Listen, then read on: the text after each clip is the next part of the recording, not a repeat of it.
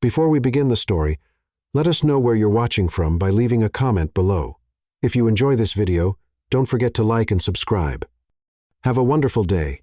Enjoy the story. The party at the Montero mansion was in full swing. John Montero, the host of the evening, stood surrounded by his wealthy friends, all engaged in conversations fueled by champagne and inflated egos. John, with his usual air of superiority, commanded the room's attention as he always did. William Serrano, known for his sharp tongue and love of provocation, approached with a mocking smile. Holding a glass of wine, he fixed his gaze directly on John. "John," William began, his voice dripping with mischief, "you're always saying that money can buy and change anything, that everything in this world can be transformed with the right price." John raised an eyebrow, slightly bored. "Isn't it true? Money is the most powerful tool there is. With it, there are no limits." William tilted his head, pretending to consider the response. "It's easy to say that here, surrounded by people who only tell you what you want to hear. But can you prove it?" The group around them fell silent, intrigued by the challenge. John set his glass down on a nearby table and crossed his arms, his stance defiant. "And how exactly do you expect me to prove something that's already obvious?" William stepped closer, a sly grin spreading across his face. "I'll bet you $5 million that you can't marry someone, outside of our social circle, a woman who doesn't fit your standards of beauty or your world. And there's more. You must stay married to her for 3 months, convince the world the marriage is real, and completely transform her." William's laughter echoed through the room, accompanied by a few murmurs and curious glances. The mood in the group shifted immediately as everyone waited for John's response. John let out a short, humorless laugh. "You can't be serious, William. Me? Married to a woman outside my standards for 3 months? That's so ridiculous it doesn't even deserve an answer." William ignored John's initial refusal and casually glanced around the room. That's when he spotted Eliza carrying a tray of champagne glasses across the room. Her hair was tied back in a simple bun, and she wore a spotless black and white uniform. Her posture was humble, her eyes downcast as she diligently did her job. William nodded toward her and chuckled. "What about her? Your maid? She's peculiar, completely outside your type, perfect for the challenge." John followed William's gaze and frowned when he recognized Eliza. "You've got to be kidding me. Me, married to a maid? That's utterly absurd, even for you." "Why not?" William countered, his smile full of provocation. "If money really does buy everything, this should be easy for you, right? After all, you're the great John Montero. Or are you afraid you'll lose the bet?" The guests around them held their breath, captivated by the rising tension. John kept his gaze locked on William, feeling the challenge strike at his pride. He knew that backing down now would make everyone see him as a coward, something he couldn't allow. John licked his lips, carefully considering his next move. Finally, he picked up his glass of wine and took a small sip before declaring with a cold smile, "Deal. 3 months with her, and I'll prove to you there's no challenge I can't conquer." The group erupted in murmurs and laughter, but William simply smiled, satisfied. He extended his hand, and John shook it firmly, sealing the agreement. "This is going to be fun," William said with a mocking tone. "But remember, you have to make it look real. I want to see her by your side at events, dressed like a high society lady. And if you fail, I'll be $5 million richer." John narrowed his eyes. "I never fail, William. Get ready to open your wallet." The next morning, Eliza was in the kitchen washing dishes when she heard footsteps behind her. Turning around, she saw John Montero standing in the doorway, hands in his pockets, and his gaze fixed on her. "Mr. Montero, do you need something?" she asked hesitantly. "Yes, Eliza," he replied, stepping closer. "I need to talk to you.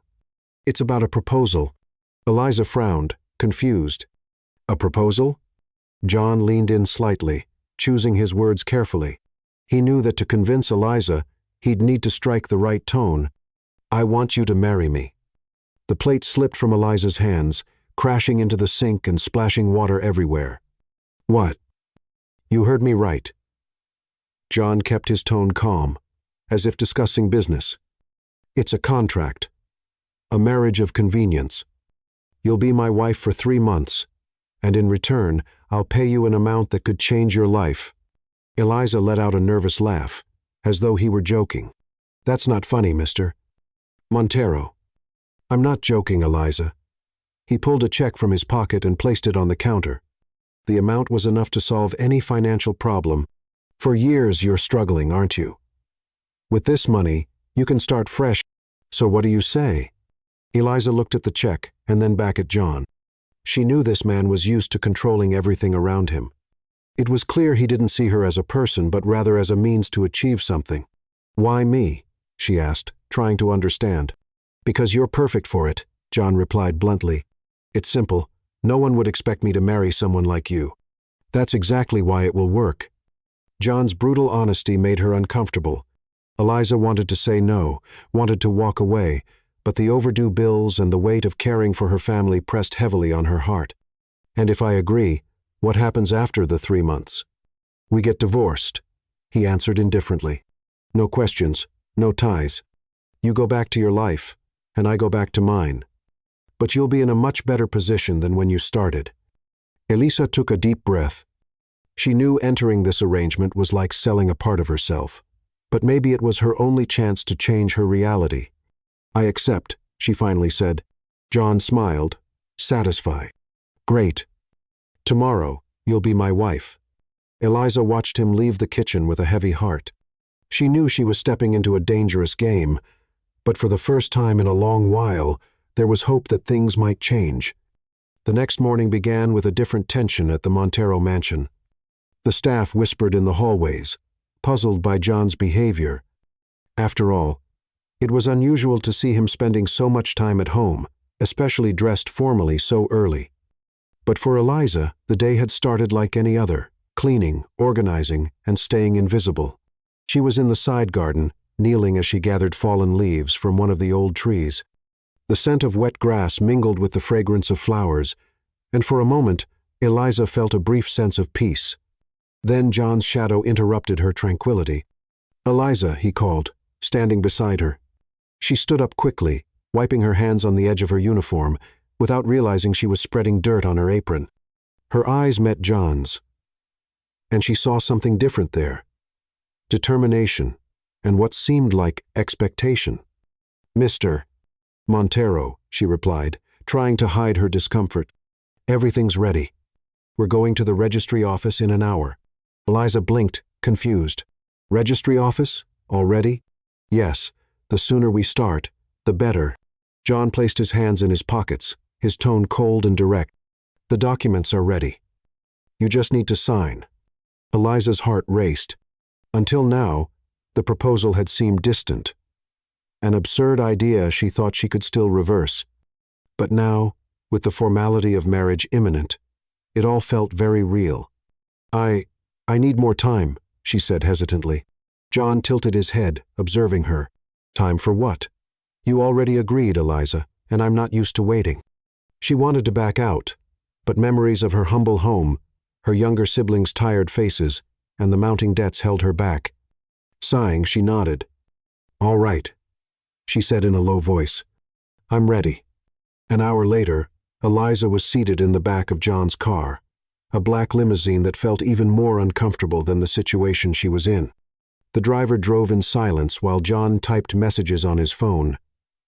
Oblivious to her presence, she looked out the window, watching the city rush by. Where she came from, downtown felt like a completely different universe, huge buildings, luxury stores, and well-dressed people who never looked around. "We're here," John said suddenly, putting his phone away. The car stopped in front of a discreet but imposing building. Eliza got out hesitantly, while John held the door for her. Inside the registry office, 2 lawyers were already waiting, along with a small group of staff who had clearly been instructed not to ask questions. Eliza's stomach turned as she picked up the pen to sign the papers. Her hands trembled, but she forced herself to stay calm. In just a few minutes, she was officially Mrs. Montero. John shook the registrar's hand and turned to Eliza with a light smile. "Congratulations. We're officially husband and wife now." "It's not exactly like that," Eliza murmured without looking at him. John didn't respond.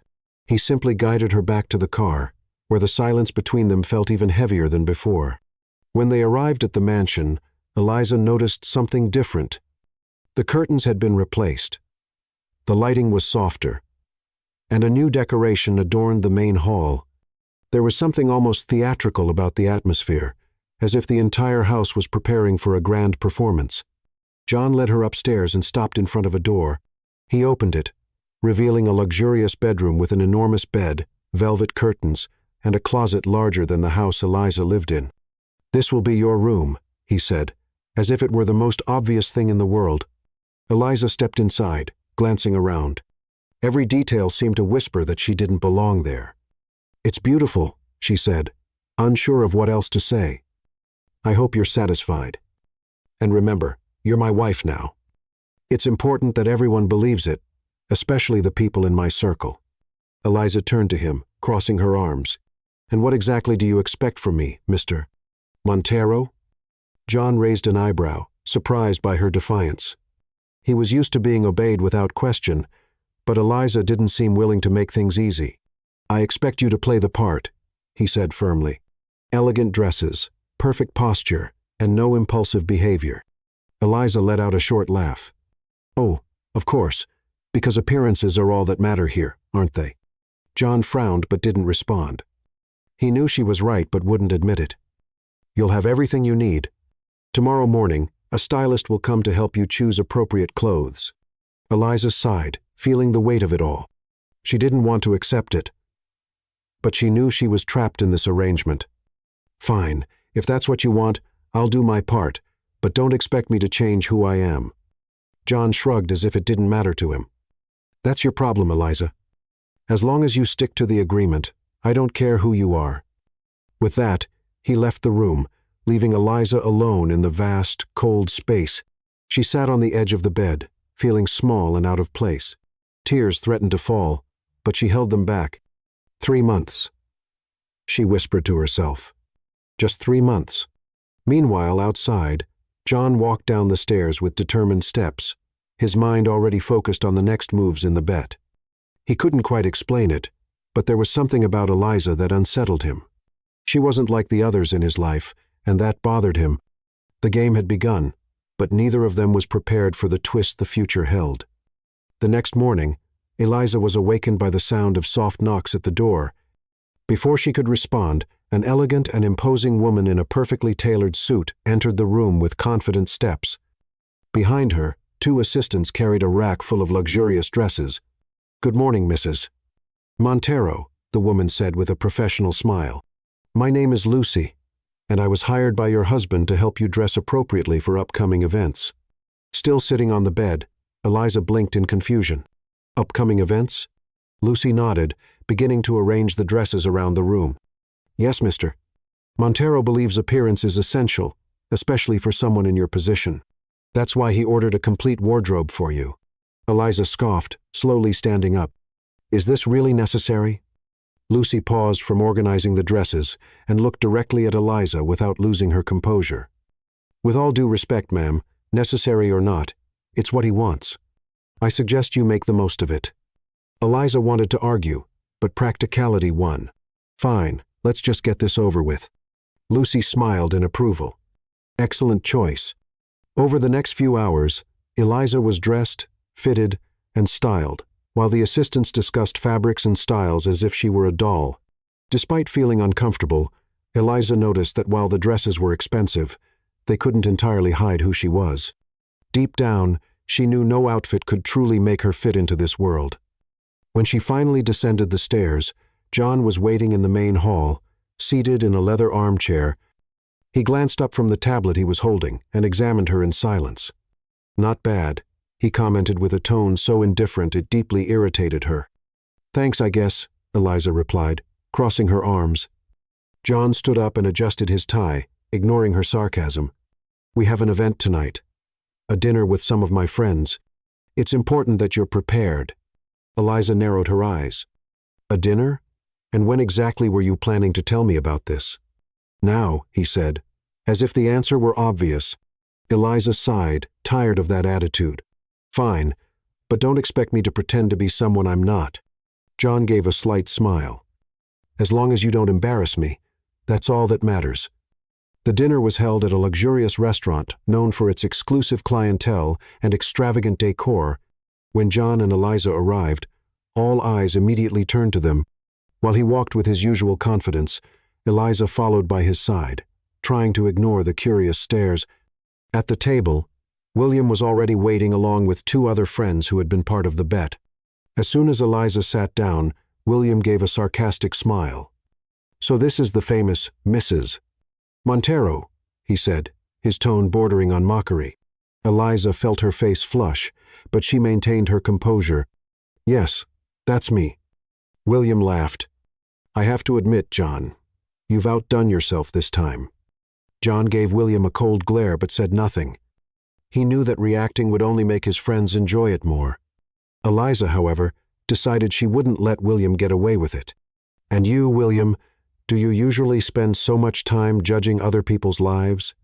The question caught the table off guard. William choked on his wine while the others chuckled discreetly.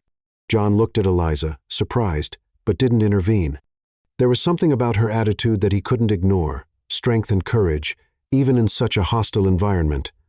The dinner continued with superficial conversations, but Eliza could tell she was being scrutinized the entire time. Every gesture, every word seemed to be observed by John's friends. She felt like she was on display, but she didn't let it show. When they finally left the restaurant, Eliza let out a sigh of relief as she got into the car. "That was interesting," she said, looking out the window. John leaned forward slightly, his eyes fixed on her. "You handled it well." Eliza turned to him, surprised by the compliment. "Thanks, I guess." John gave a half smile but said nothing. He realized he had underestimated Eliza, and that left him unsettled. In the following days, Eliza started to get used to the routine. At the mansion, though she still felt out of place, the staff who had initially looked at her with suspicion began to respect her for her humility and dedication. Meanwhile, John watched everything from a distance. He was a man used to controlling every detail of his life. But Eliza represented a mystery he couldn't quite figure out. One night, while reviewing documents in his office, he heard light footsteps approaching. He looked up and saw Eliza standing at the door, holding a cup of tea. "You look like you need a break," she said, walking in without asking for permission. John raised an eyebrow, surprised by her boldness. "And you think you can tell me what to do?" Eliza shrugged, placing the cup on the desk. "It doesn't hurt to try." John picked up the cup, inhaling the scent of fresh herbs. "Thanks," he said after a moment's hesitation. Eliza sat in one of the office chairs, glancing at the papers scattered across the desk. "You work a lot." "Someone has to," he replied curtly. Eliza smiled lightly. "Even so, you should rest sometimes." John looked at her, intrigued. There was something about her simplicity that unsettled him, as if she reminded him of something he'd long forgotten. "You're different," he said without thinking. Eliza tilted her head, surprised. "Different how?" "I don't know." John shook his head, trying to push the thought away. "Just different." Eliza laughed softly. "I guess I'll take that as a compliment." She stood up, ready to leave, but before going, she looked at him one last time. "Good night, John." "Good night, Eliza," he replied without looking away. When the door closed, John leaned back in his chair, still holding the teacup. For the first time in a long while, he felt oddly at peace, though he couldn't understand why. The next morning, John called Eliza to the backyard garden, where an unusual setup awaited. A table was set under the large oak tree, filled with books, silverware, crystal glasses, and a small notepad. In the tree's shade stood Lucy, Eliza's stylist, with a formal smile. Beside her was an elegant woman with gray hair who radiated authority. Eliza narrowed her eyes at the scene as she approached. John turned to her with an impassive tone. "Eliza, this is Sophia," he said, indicating the woman with gray hair. "She's an etiquette and manners specialist. Over the next few weeks, you'll have daily lessons to learn how to behave according to your new position." Eliza frowned. "Etiquette leçon? Are you serious?" "Completely serious," John said, crossing his arms and looking at her as if daring her to refuse. You need to know how to behave at the events I attend. We can't leave anything to chance." Eliza let out a short, incredulous laugh. "Of course, because nothing is more important than looking perfect for the people you want to impress, right?" "Exactly," he replied, ignoring the sarcasm. "Let's begin." Eliza knew she was stuck in this arrangement and couldn't simply walk away, but that didn't mean she was going to make things easy for John. She sat down at the table, crossing her arms. "All right. Teach me how to be perfect then." The first lessons were a true test of patience for both of them. Sophia, with her impeccable posture and almost unshakable calm, demonstrated how to hold a wine glass properly, use the correct utensils, and walk gracefully. Eliza, on the other hand, made a point of deliberately making small mistakes just to see John's reaction.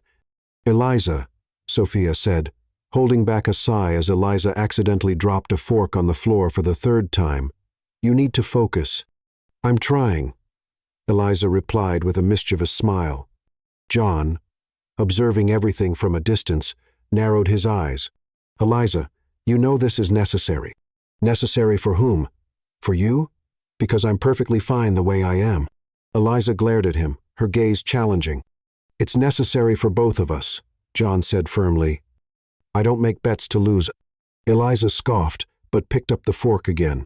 Despite her rebellious attitude, part of her wanted to show she could learn, not to please John, but to prove he didn't have the power to define who she was. As the days passed, Eliza began to notice subtle changes in her routine.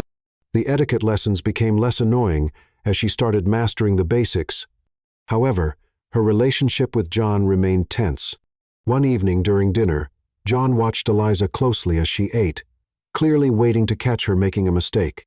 Aware of his gaze, she placed her fork and knife perfectly on her plate and smiled at him. "Are you satisfied?" she asked, her tone defiant. John gave a half smile. "I'll admit you're improving." "Well, I'm a dedicated student," Eliza replied with a hint of irony. Despite the teasing tone, something felt different between them that night. For the first time, John seemed to see Eliza as more than just her appearance or her challenging attitude. He was starting to realize she was stronger and smarter than he had assumed. The next morning, John took Eliza to her first mission in high society, a charity brunch hosted by one of his business partners, Clarice Belmont. Eliza, dressed in an elegant blue gown chosen by Lucy, entered the room with John, feeling every eye turned toward her. Though nervous, she kept her head high. Clarice, a sophisticated and imposing woman, approached them with a polite smile. "John, darling, and who is this lovely lady?" "This is my wife, Eliza," John said with a forced smile. Clarice raised her eyebrows in surprise, but quickly masked her reaction with a cordial handshake. "It's a pleasure to meet you, Eliza." John never mentioned he was married. Eliza smiled politely, fully aware that Clarice was simply being polite. "The pleasure is mine." During the brunch, Eliza noticed the guests watching her with curiosity, clearly trying to figure out how someone like her ended up with a man like John. But instead of feeling intimidated, she used it as motivation. When Clarice asked Eliza her thoughts on philanthropy, Eliza answered honestly, "I think helping others shouldn't be limited to events like this. It's something we can all do in our daily lives, even in small ways." Her response caught everyone by surprise. John, who was about to intervene, stopped and watched. The guests seemed genuinely impressed. "An interesting perspective," Clarice said, raising her glass of champagne. "John, it seems your wife has much to teach us all." Eliza felt a mix of pride and relief. For the first time, it seemed like she had managed to hold her own in that unfamiliar world. Back at the mansion, John stopped in the hallway and turned to Eliza. "You were impressive today." Eliza raised an eyebrow, surprised by the compliment. "Is that a compliment?" "Yes," he said with a faint smile. "You managed to win people over, even though you're completely different from them." Eliza chuckled, crossing her arms. "Maybe because I'm not trying to be like them." John looked at her for a moment, as if seeing something new. "Maybe that's what makes them so intrigued by you." Eliza glanced away, feeling uneasy at his tone. "Well, I just did what I thought was right." "Keep it up, Eliza," he said before walking away. She stood in the hallway, watching him disappear upstairs. For the first time, she felt she was starting to understand John. Beneath all the coldness and arrogance, there was something more, something he hid from everyone, even himself. As the weeks went by, the forced coexistence between Eliza and John began to reveal hidden layers of both. Despite the constant teasing and power games between them, John couldn't help but notice that Eliza seemed to carry an invisible burden. One night, he found her in the mansion's garden, sitting alone on a stone bench. She was holding something in her hands, a small notebook she leafed through absent-mindedly, a melancholy expression on her face. "It's late," John said, announcing his presence. Eliza startled, quickly closing the notebook. "I couldn't sleep." "Neither could I," he replied, walking toward her. "What are you reading?" "It's just something of mine," she answered evasively. John sensed her discomfort and let the matter drop. But his curiosity had been piqued. There was something important about that notebook, and he wanted to know what it was. The next day, while Eliza was helping in the kitchen, John sat in his office. His thoughts divided between the reports he was reading and the image of her in the garden. He didn't know why, but that little notebook intrigued him more than he wanted to admit. Shortly after lunch, while Eliza was busy downstairs, John went to her room. He hesitated before opening the door but finally gave in to his curiosity. On the dresser next to a vase of wilted flowers was the notebook. He picked it up carefully, flipping through the pages. What he found surprised him, notes and sketches, almost like a diary. Some pages contained doodles of flowers and landscapes, while others were filled with bits of text and thoughts. One page in particular caught his attention. There was a drawing of two small children holding hands with a woman. Below it was a note. "I promised to protect them, no matter the cost." John frowned. Who were those children? He didn't know Eliza had siblings or children. That evening during dinner, John couldn't hide his unease. He watched Eliza closely, trying to decipher her. "Why are you looking at me like that?" she finally asked, setting her fork down. "Do you have siblings?" he asked, ignoring her question. Eliza froze for a moment, but quickly regained her composure. "Why do you ask?" "Just curious," he replied, revealing nothing. Eliza averted her gaze, clearly uncomfortable. "I have two younger brothers. They're fine. At least I hope they are. You don't talk to them?" Eliza sighed, placing her fork down. "There's not much to say. It's been years since we've been in touch. They live with an aunt in another city." John noticed the bitterness in her voice, but didn't press further. He knew there was more to the story, but understood he would need patience to get answers. A few days later, while Eliza was out with Lucy, John called his trusted assistant, Marcos, for a conversation. "I want you to find out everything you can about Eliza," he said, handing him a photo. "Anything specific, Mr. Montero?" Marcos asked, curious. "Family, past, anything she might be hiding." John avoided looking at his assistant, feeling a pang of guilt for what he was doing. "Understood. Report back soon." The next morning, John received a report from Marcos. It was a complete dossier on Eliza. He read it in silence, feeling the weight of each page. Eliza had grown up in a humble neighborhood, taking care of her two younger brothers from a young age. Her parents had died in a car accident when she was only 17, leaving her as the sole caretaker of the children. For a few years, she worked 2 jobs to support them, but eventually lost custody because she couldn't provide a stable home. John felt a tightness in his chest as he imagined Eliza facing all that alone. He had never stopped to consider that she might have endured such hardships. Among the documents was an old photo of Eliza and her brothers. She looked so young and full of hope, holding the children in her arms. That night, John found Eliza again in the garden, sitting on the same bench where he had seen her before. This time, he approached more cautiously and sat down beside her. "I need to ask you something," he said directly. Eliza looked at him wearily. "What is it now? Why have you never mentioned your family?" Eliza pressed her lips together, surprised by the question. "I don't see how that's any of your business." "Maybe it's not," he replied, his tone softer, "but I read about what happened." Eliza's eyes widened. "You read what? Did you do?" "John Sahil, I needed to know who you really are, Eliza. And now I do." She stood up abruptly, crossing her arms. "Do you think you can just invade my life like this? My story isn't some game for you to explore, John." "I'm not playing, Eliza," he said, standing as well. "I just wanted to understand why you're so guarded, so closed off. And now I do. You fought alone for so long that you believe you can't trust anyone."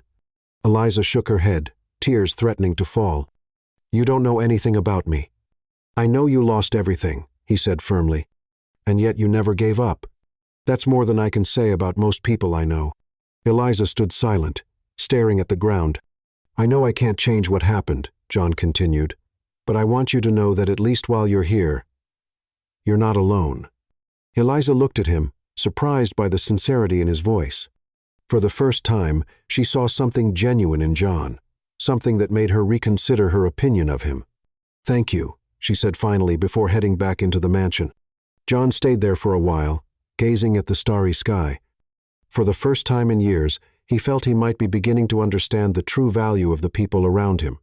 The night was particularly cold, and the Montero mansion felt quieter than usual. Eliza, sitting in her room, looked out the window, watching the city lights in the distance. Though surrounded by luxury, she felt lonelier than ever. Her conversation with John about her past still echoed in her mind. She was about to turn off the lights when she heard a soft knock at the door. Confused, she stood and opened it to find John standing there with an unreadable expression.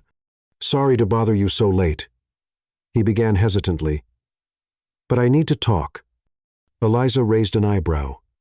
John never showed hesitation, and seeing this side of him intrigued her. "About what?" "About us and this situation," he said, gesturing vaguely. She stepped aside, letting him in. John walked into the room, pacing as if trying to gather his thoughts. Finally, he turned to her, crossing his arms. "I know I pressured you into this arrangement," he began, his voice lower than usual. "And I know I haven't exactly been kind." Eliza tilted her head, surprised by his humble tone. "Is this an apology?" John gave a crooked smile. "Maybe it is. I'm not very good at this." She crossed her arms, watching him curiously. "Why are you saying this now?" "Because I've realized you deserve more than what I've offered so far," he admitted, looking directly at her. Eliza was silent for a few moments, processing his words. It was the first time John seemed truly vulnerable. "I never asked for anything, John," she said softly. "All I did was agree to the terms of your game." "I know," he replied quickly. "But I also know you deserve respect, and that's something I've failed to give you." The sincerity in his voice shook something inside her. Eliza felt her anger and resentment begin to fade, though she wasn't ready to forgive him entirely. "Respect is a good start," she said finally. John nodded, relieved. "Can I stay here for a while?" "If you promise not to criticize my simple furniture." "I suppose you can," she replied, a touch of humor bringing a genuine smile to his face. As the night wore on, the two found themselves sitting on the floor, sharing a bottle of wine. Eliza had stashed in a drawer. Their conversation flowed naturally, surprising them both. John opened up about his childhood, something he rarely did. He spoke about the pressures of growing up in a wealthy family where emotions were seen as weaknesses and results were all that mattered. "My mother always said love was a distraction," he said, swirling the wine in his glass. "She said relationships are like business deals. You go into them expecting a return." Eliza chuckled softly. "That explains a lot. Don't be so quick to judge me," he said with a tired smile. "I know I'm a product of this environment, but sometimes I wonder how things might have been different." Eliza observed him for a moment, trying to imagine what was behind that cold, controlled facade. "You can still change, John." "You think so?" He looked at her, genuinely curious. "I think anyone can change if they want to," she replied with conviction. John's eyes softened. "What about you? What would you change if you could?" Eliza was silent for a few moments. "I wish I'd been stronger in the past. Maybe my brothers would still be with me if I had fought harder." "Eliza, you did everything you could," he said firmly. "You can't blame yourself for that." "That's easy for you to say," she murmured, looking down. John leaned forward, holding her gaze. "You're the strongest person I know, and if no one's ever told you that before, I'm telling you now." Eliza felt tears welling up in her eyes but didn't let them fall. Instead, she gave a faint smile. "Thank you, John." In the days that followed, their relationship began to change subtly. Though they still exchanged playful remarks, there was now a layer of understanding and respect between them. One afternoon, Eliza was in the garden tending to the flowers when John approached with a relaxed expression. "I need your help," he said. Eliza turned, surprised. "Help with what?" "I have an important meeting tonight, and I think it would be good if you came with me." She raised an eyebrow. "You want me to attend a business meeting with you?" John nodded. "You're my wife, remember?" Eliza laughed. "I thought that was just to fool your friends." "Maybe," he said with a slight smile, "but I think your perspective could be valuable." She paused, considering the situation. Finally, she nodded. "All right, but don't expect me to sit there quietly like some accessory." "I wouldn't expect anything less from you," he replied with a glint of amusement in his eyes. That evening, they arrived at the meeting together, and once again, Eliza felt all eyes on her. But instead of shrinking back, she held her head high, bolstered by John's presence at her side. When one of the investors began questioning the ethical values of a new project, Eliza, to everyone's surprise, spoke up. "With all due respect," she began, "I don't think profit and ethics have to be mutually exclusive. It's possible to achieve financial success without compromising the values that truly matter." The room fell silent, and all eyes turned to her. John, standing beside her, couldn't hide his proud smile. The meeting leader, an elderly man in an impeccable suit, nodded slowly. "An interesting perspective, Mrs. Montero. I'd like to hear more." John looked at Eliza with admiration, once again realizing how different she was from anyone he had ever known. Back at the mansion, Eliza was exhausted but satisfied. She kicked off her shoes and collapsed on the living room sofa. John entered shortly after, hands in his pockets. He watched her for a moment before speaking. "You were incredible tonight." "Thank you," she said with a tired smile. "I'm not just saying that to flatter you," he continued. "I truly think you have something special, Eliza." She looked at him, surprised by his honesty. "John, what's happening to you?" He laughed, sitting next to her. "Maybe you're changing me." Eliza gave a faint smile but didn't respond. Deep down, she knew something was shifting between them, though she wasn't sure what it meant.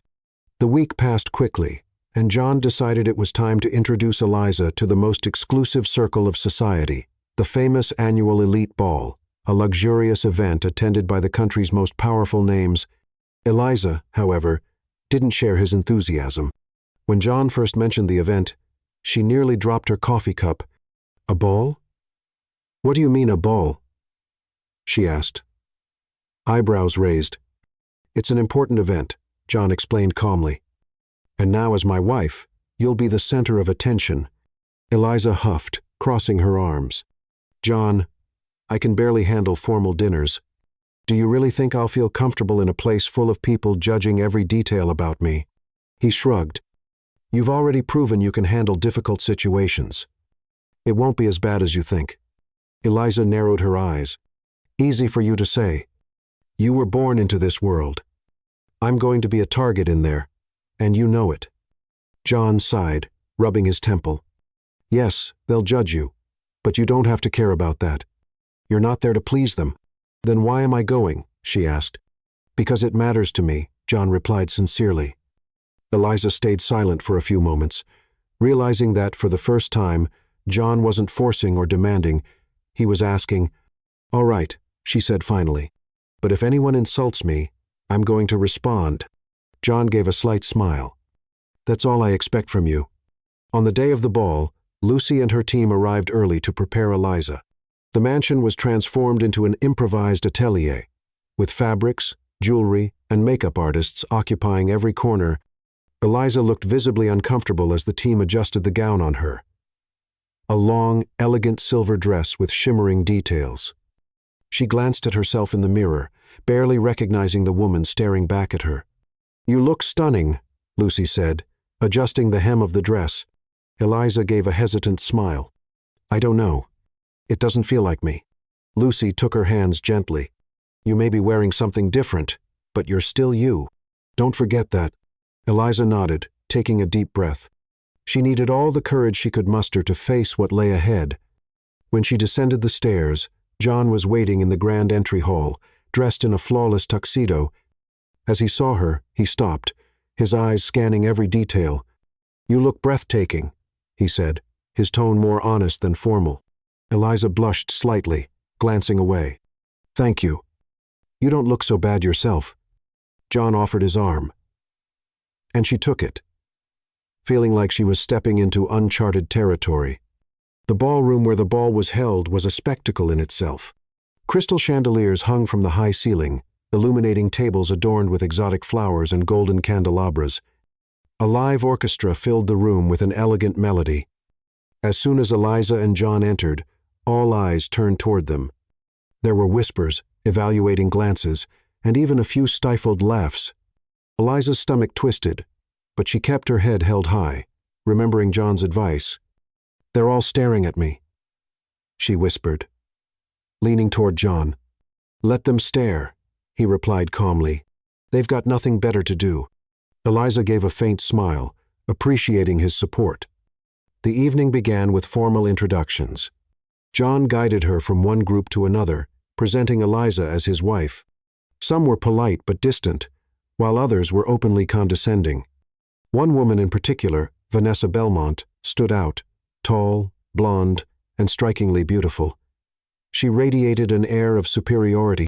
Vanessa approached John with a charming smile, entirely ignoring Eliza. "John, darling, it's so good to see you," Vanessa said lightly, placing a hand on his arm. "And who is this distinguished young lady?" Eliza narrowed her eyes, but before she could respond, John stepped in. "Vanessa, this is my wife, Eliza." Vanessa raised her eyebrows as if she had heard something absurd, but quickly masked it with a polite handshake. "Of course. A pleasure to meet you, Eliza." "The pleasure is all mine," Eliza replied, keeping her composure. Vanessa tilted her head slightly, assessing Eliza like a predator sizing up its prey. "You know, Eliza, it takes a lot of courage to step into this world. Not everyone can handle it." Eliza offered a sweet smile, but her eyes were sharp. "Thank you for the advice. I imagine it must be difficult, especially for those who try too hard." John suppressed a laugh, as Vanessa recoiled slightly, visibly unsettled. When the music shifted to a waltz, John extended his hand to Eliza. "Shall we dance?" Eliza hesitated, glancing around the room. "I'm not very good at this." "Neither am I," he said with a smile, "but let's pretend we are." She took his hand, and they moved to the center of the ballroom. As they danced, Eliza realized that despite everything, she felt surprisingly at ease by John's side. "You're doing well," he said, guiding her across the floor. "Maybe that's because you're not stepping on my feet," she teased. John chuckled, and for a moment, it felt like they were in a world of their own, far from the judgmental stares. Later that night, as Eliza rested at a table, one of John's friends, William, approached. "So, Eliza," he began with an ironic smile, "how are you enjoying your role as the perfect wife?" Eliza crossed her arms, meeting his gaze. "Quite well, thank you, William." William laughed, though there was a cruel undertone to it. "I have to admit, you're doing better than I expected. But tell me, how long do you think it will last?" Eliza felt anger rising but kept her composure. "William, what exactly are you trying to prove?" "Me? Nothing," he replied, feigning innocence. "I just find it fascinating how John managed to find someone so unconventional." Before Eliza could respond, John appeared, placing a firm hand on William's shoulder. "That's enough, William." William shrugged, raising his hands in surrender. "Relax, John. Just having a little fun." John held his stern gaze until William backed off. Then he turned to Eliza. "Sorry about that," he said. "No need to apologize," she replied. "I can handle people like him." John looked at her for a moment, admiring her strength. "I know you can." When they finally left the ball, Eliza felt immediate relief. In the car, as the city lights passed by the window, she turned to John. "Why did you really bring me here?" she asked. "Because I wanted them to see who you are," he answered without hesitation. Eliza gave a faint smile but said nothing. For the first time, she felt that John saw her as more than just a pawn in his game. The days after the ball brought a different atmosphere to the Montero mansion. Eliza and John began to understand each other in ways neither of them expected, yet their newfound connection also brought new tensions. As Eliza began to lower her defenses, John seemed increasingly troubled by something he wouldn't reveal. Eliza noticed it in small gestures, the nights he stayed late at the office, the distant look during dinners, and conversations that occasionally ended abruptly when personal topics surfaced. One morning, as she entered the library searching for a book, Eliza found John sitting at the desk, staring at a picture frame in his hands. He didn't notice her presence until she cleared her throat. "Everything okay?" she asked. Noticing his melancholic expression, John quickly set the frame back on the desk and tried to mask his feelings. "Yeah, just memories from the past." Eliza approached, curious. She saw that the photo showed a younger couple, clearly John's parents, standing next to a boy she assumed was John as a child. The smiles in the photo contrasted with the tense expression he wore now. "They look happy," Eliza said softly. John sighed, running a hand through his hair.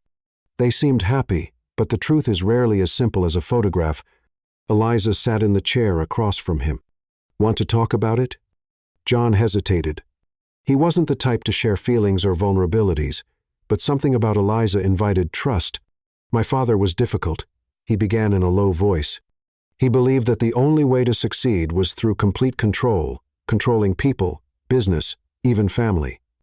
And my mother, she just went along with it, never questioned him." Eliza sensed the bitterness in his voice. "And you grew up in the middle of that?" John nodded. "He expected me to follow in his footsteps, to become a copy of him. And for a long time, I did exactly that. I convinced myself he was right, that the world was a place where only the strongest survive." "What about your mother? What did she think?" John looked away, as though the answer weighed heavily on him. "She always said family came first, but in practice, she chose my father and his demands over everything.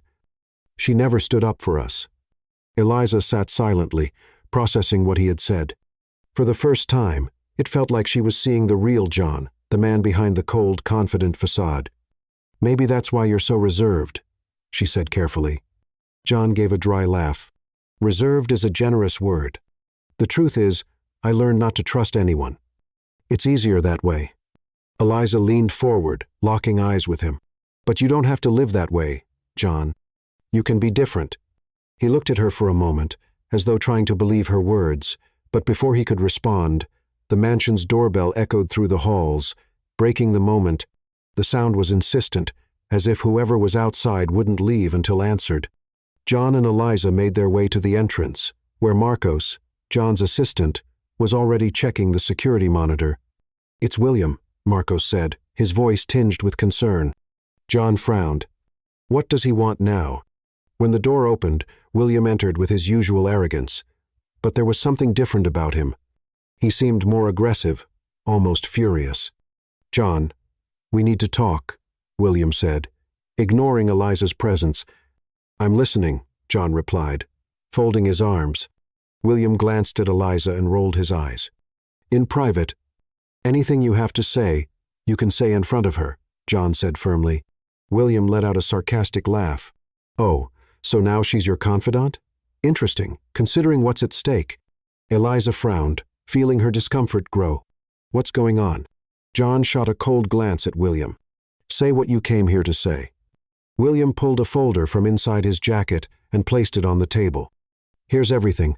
Proof that your bet went too far." Eliza froze. "Bet? What bet?" John closed his eyes, as if the weight of the moment were crushing him. He had known the truth would come out eventually, but not like this, not so suddenly.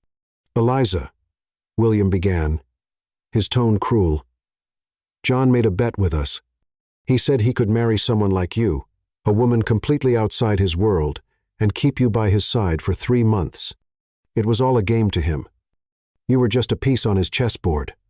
The silence that followed was devastating. Eliza looked at John, waiting for him to deny it, to say William was lying, but he said nothing. "John," she asked, her voice breaking, Eliza, John tried to speak, but the words died in his throat. She stepped back, feeling as though the ground beneath her had vanished. So all of this was a lie? Every word? Every gesture? It's not that simple, he said desperately. Eliza laughed bitterly, but there was no joy in her laughter. Not simple? You played with my life, John. You used me for some stupid bet. Eliza, please listen to me, he said, moving closer. No, she shouted, stepping away. I don't want to hear anything else. You're exactly the man I thought you were when I first met you, cold, selfish, and incapable of caring about anyone but yourself. William, satisfied with the chaos he had caused, gave a condescending smile. Well, I think my work here is done. Enjoy the evening. He left, leaving Eliza and John alone. Eliza took a deep breath, trying to stay calm. I can't stay here, John. Not after this. Eliza, please, he pleaded. I know I was wrong, but it wasn't just that. I truly care about you. She looked at him, tears streaming down her face. If you cared, you never would have done this. Without waiting for a response, Eliza went upstairs and began packing her things. John remained in the room, feeling utterly defeated. For the first time in his life, he realized he had lost something money couldn't buy. Eliza left the mansion that night, refusing John's offer to drive her. She didn't know where she was going, but she knew she needed to leave. The pain of his betrayal was too deep to ignore. As the ride-share car took her away, Eliza stared at the city lights, trying to find a way back to herself. John, meanwhile, stayed alone in his study, staring into the emptiness. He knew he had made the greatest mistake of his life, and now all he could do was face the consequences. Eliza spent the following weeks away from the Montero mansion, staying in a modest boarding house on the outskirts of the city. She used part of the money John had given her to rent a small room and began looking for work. The void left by his betrayal was hard to ignore, but Eliza knew she had to move forward. John, on the other hand, felt the weight of her absence. The mansion, once full of life during the months Eliza had been there, now seemed cold and lifeless. He spent his nights secluded in his office, staring at the folder and the contract that had started it all. One afternoon, Marcos, John's assistant, entered the office holding a piece of paper. Mr. Montero, he said hesitantly, I've managed to locate Mrs. Elisa. John looked up, surprised. He had asked Marcos to find out where she was, but wasn't sure if she would ever let him approach her again. Is she all right? He asked. His voice softer than he intended. She's working as a waitress at a cafe downtown, Marcos replied. John remained silent for a moment, processing the information. He knew he had to see her, but also knew he couldn't just show up without something meaningful to say. Get the car ready, he said at last. Eliza was wiping down a table in the small cafe where she had started working when she heard the bell above the door chime. She didn't pay much attention, accustomed to the comings and goings of customers, until she heard a familiar voice. Elisa. She turned and saw John standing there, dressed in a flawless suit, but with a hesitant look she had never seen before. John? She said, surprised and wary. What are you doing here? He stepped forward but kept a respectful distance. I needed to talk to you. There's nothing for us to talk about, she replied, turning back to the table she was cleaning. Please, just give me 5 minutes, he said, almost pleading. Eliza stopped and looked at him.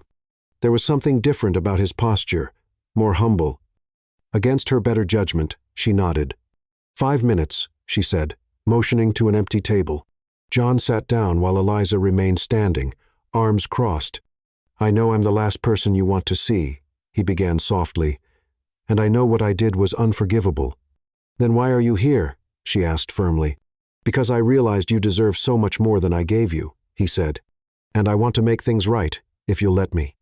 Eliza let out a bitter laugh. Make things right? John, you turned my life into a game. You used me to feed your ego. How exactly do you plan to fix that? John took a deep breath, running a hand through his hair. I donated the money from the bet, every penny. I don't want any of it tied to what happened between us. Eliza looked at him, surprised. You did that? Yes, but I know that doesn't erase what I did to you. I just want you to know that I regret it deeply. She was silent for a moment, processing his words. "And what do you want from me now?" she finally asked. "I want a chance to prove I can be different," he said sincerely. "Not as part of a game, but because I care about you." Eliza felt her heart tighten. She wanted to believe him, but the fear of being hurt lingered. "I need time," she said, her voice trembling. John nodded, respecting her decision. "I'll wait as long as it takes." The weeks that followed brought significant changes to both their lives. John began participating in social projects, something Eliza had mentioned during their conversations at the mansion. He got directly involved, visiting underserved communities and listening to the stories of people facing struggles similar to Eliza's past. Meanwhile, Eliza continued working at the cafe, trying to reorganize her life. But no matter how much she tried, she couldn't get John out of her thoughts. His words at the cafe echoed in her mind, and she began to wonder if he had truly changed. One day, while shopping at the market, Eliza ran into Lucy, the stylist who had worked with her at the mansion. "Eliza, what a surprise," Lucy said warmly, hugging her. Elisa smiled. "Lucy, what are you doing here?" "Oh, I'm visiting a social project in the neighborhood," Lucy replied. "John has been coordinating some amazing initiatives here. He's really dedicated." Eliza was taken aback. She knew John had the money to support any cause, but she never imagined him getting personally involved. "Was he here today?" Eliza asked, trying to hide her curiosity. "Yes, and you should see him, Eliza. He's not the same man he used to be." Lucy's words lingered in Eliza's mind as she walked home. Something inside her told her it might be time to hear John out. The next morning, Eliza decided to go to the mansion. She felt a mix of nervousness and determination as she walked through the gate. John was in the garden, talking with a group of children participating in an educational project. He seemed different, more relaxed, more human. When he saw her, he froze for a moment before walking toward her. "Eliza," he said with a hesitant smile, "I wasn't expecting to see you here." "I needed to see for myself," she replied, glancing around. "Lucy told me about the projects you've been doing." John nodded, stuffing his hands in his pockets. "You were the one who inspired me, Eliza. I realized I had never used my power for anything truly meaningful until I met you." She observed him for a moment, trying to read the sincerity in his eyes. "You've really changed, haven't you?" she asked, almost in a whisper. "I'm trying," he said, "and I'll do whatever it takes to prove that to you." Eliza took a deep breath, feeling a weight lift from her shoulders. "John, I don't know if I can forget what happened, but maybe I can forgive you." His eyes lit up. "That's all I could ask for." Their meeting in the garden reignited a spark between Eliza and John, but they both knew the path to rebuilding their relationship would be long and filled with uncertainties. After the conversation, Eliza accepted John's invitation to have lunch at the mansion, a small step toward regaining some sense of normalcy. During lunch, the atmosphere was noticeably different. Eliza, who had once been hesitant and guarded, seemed more at ease, while John showed a vulnerable and attentive side she had never seen before. "I saw the children in the garden," Eliza said, breaking the silence. "You're really involved in these projects, aren't you?" John nodded, placing his napkin beside his plate. "Yes, for the first time, using my money for something meaningful makes me feel whole. And I owe that to you." Eliza tilted her head, intrigued. "To me?" "Yes," he replied with a soft smile. "You made me realize how disconnected I was from reality. Your stories, your strength, they made me question who I was and what I was doing with my life." Eliza felt a tightness in her chest. John's words sounded sincere, but the fear of trusting again still lingered.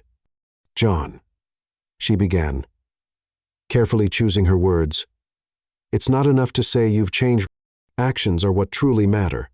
"I know," he said without hesitation. "That's why I'm willing to do whatever it takes to show you that I'm a different man." In the days that followed, Eliza began accompanying John to his social projects. He invited her to visit a community school being renovated with funds he had donated. Eliza hesitated at first, but eventually agreed, curious to see how he would act in such an unfamiliar environment. When they arrived at the school, John was greeted warmly by children and volunteers. He seemed genuinely interested in hearing their stories and the challenges faced by the community. Eliza was impressed to see him interacting with a natural ease she hadn't expected. "You're doing well," Eliza said, watching John talk with a teacher about the school's needs. He turned to her with a calm smile. "I didn't realize how much this would mean to me. I never thought helping others could be so rewarding." Eliza smiled back, feeling a growing connection to him. For the first time, she began to believe that John's change was real. Despite their progress, Eliza still needed time to process everything that had happened. She decided it would be best to maintain some distance while she sorted out her feelings. "I need to get back to the cafe," she said one morning as they had breakfast in the mansion. John frowned, clearly disappointed. But he respected her decision. "If that's what you need, I understand." "Thank you," Eliza said softly, "but that doesn't mean I don't see what you're doing. I just need a little more time." John nodded, knowing he couldn't rush things. "I'll wait, Eliza. As long as it takes." As Eliza returned to her routine at the cafe, John continued dedicating himself to his projects. He spent hours in meetings with nonprofits, community leaders, and volunteers, trying to make up for the years he had ignored the world around him. During one of these meetings, Lucy, who was also involved in the projects, approached him. "You've changed, John," Lucy said with a smile. "Eliza would be proud of what you're doing." John offered a modest smile. "I just hope she sees it one day." Lucy placed a supportive hand on his shoulder. "She already does, but trust her timing. Eliza isn't someone who's easily swayed by words alone. You're showing her you're capable of more." John nodded, feeling a renewed sense of purpose. One afternoon, as Eliza was serving customers at the cafe, a group of children came running in, followed by John. He was dressed casually, something rare, and carried a bag full of books. Eliza approached him, surprised. "John, what are you doing here?" "I promised to bring books for the kids, and they insisted on coming with me," he said, motioning toward the children who were already flipping through the books. Eliza laughed, shaking her head. "You really have changed, haven't you?" "I'm trying," he said sincerely, "and I hope you can see that." Eliza looked at him for a moment, feeling a mix of emotions. She knew she was beginning to trust him again, but the fear still lingered deep inside. That evening, as Eliza closed the cafe, she found an envelope on the counter. Inside was a handwritten letter from John. "Elisa, I know words can't undo what I've done, but I hope they can at least show you how much you've changed my life. Before I met you, I lived in a hollow world, surrounded by things that never truly meant anything. You showed me that there's more to life than money and power. For that, I'll always be grateful. I know that regaining your trust will take time, but I'm willing to wait, not because it's part of a game or a challenge, but because you're the only person who's ever made me want to be a better man. With affection, John." Eliza felt tears streaming down her face as she read the letter. She knew there was still a long road ahead, but for the first time, she felt she could give him a second chance. The sun shone brightly that morning as Eliza set the cafe tables, thinking about how her life had changed since leaving the Montero mansion. It had been 3 months, and although she had rebuilt part of her routine, something still felt incomplete. Then she heard the doorbell ring. Looking up, she saw John standing there, dressed simply, with an expression she had never seen before, a mix of nervousness and hope. "John," she said, surprised, "what are you doing here?" He took a step forward, hesitating before speaking. "I needed to see you, Eliza. I had to say something I can't keep inside anymore." She crossed her arms, trying to maintain the emotional distance she had built. "I think we've said everything there was to say, don't you?" "Maybe," he replied, his eyes fixed on her. "But I couldn't let you walk out of my life without trying again, without telling you how much you changed who I am." Eliza took a deep breath and placed the cloth she was holding on the counter. "And what exactly do you want from me now, John? Another chance to prove you can win at anything?" "No," he said quickly. "I never want to hurt you again, Eliza. I just want you to know that the man you met during that stupid contract is gone. You showed me that life is about so much more than power or money. I'm here because I want to be a man worthy of you." Eliza's heart raced, but she kept her composure.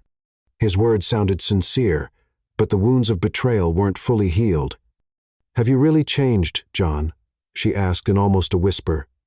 "I'm trying, Eliza," he said firmly. "And all I want is a chance to show you. not with words, but with actions. Eliza remained silent, searching his eyes for sincerity. Finally, she said, "Change takes time, John. So does forgiveness." "I know," he replied with a faint smile, "and I'm willing to wait as long as it takes." The weeks that followed were filled with encounters between Eliza and John. He took her to see the social projects he had started, while she invited him to see her world at the cafe. Gradually, Eliza began to notice that the man by her side now was different from the one she had met months ago. One day, John invited her to a charity event in an underserved neighborhood where he had been working. Eliza accepted, curious to see how he behaved in those settings. During the event, as John spoke about the changes being implemented in the community, he looked directly at Eliza in the audience and smiled. After his speech, he approached her and extended his hand. "Come with me. I want to show you something." John led her back to the mansion, specifically to the garden where so many important conversations had taken place. But this time, the place was transformed.